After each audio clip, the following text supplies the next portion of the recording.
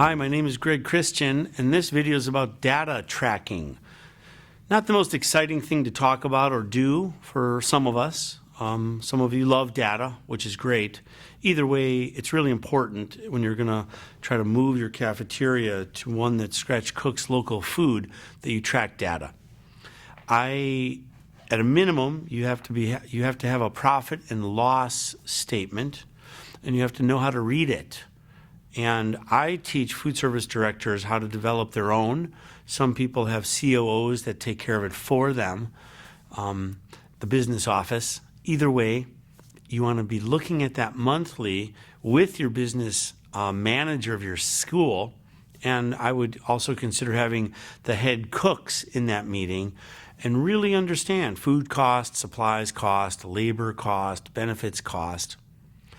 I also think it's really important to have standardized recipes and a cost proportion on all of those recipes.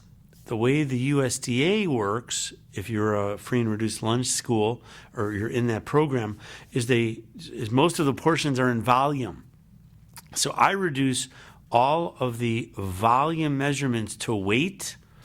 I translate them to weight. I do that by taking 12 portions minimum of the half cup of the thing, like honeydew melon, and I weigh that 12 times, and I convert that to weight.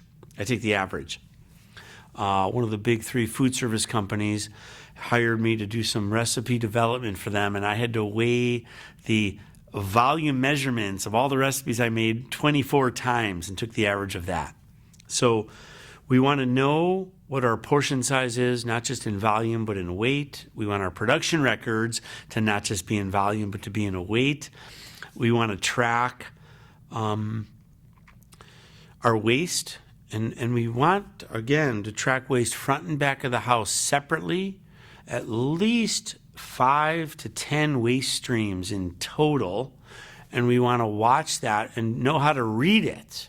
So it's going to be no help to have a profit and loss if you don't know how to read it. It's going to not be helpful to be tracking overproduction on your production records if you never look at it again, right? I have people take their production records and put hamburger day with hamburger day with hamburger day with hamburger day.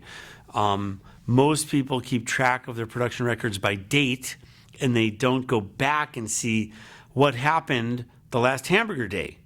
So if you have to keep it because of the law by date, make a copy and keep hamburger with hamburger with hamburger with hamburger, chicken stir fry with chicken stir fry with chicken stir fry, so you can get trends and guess exactly how much food you have to make.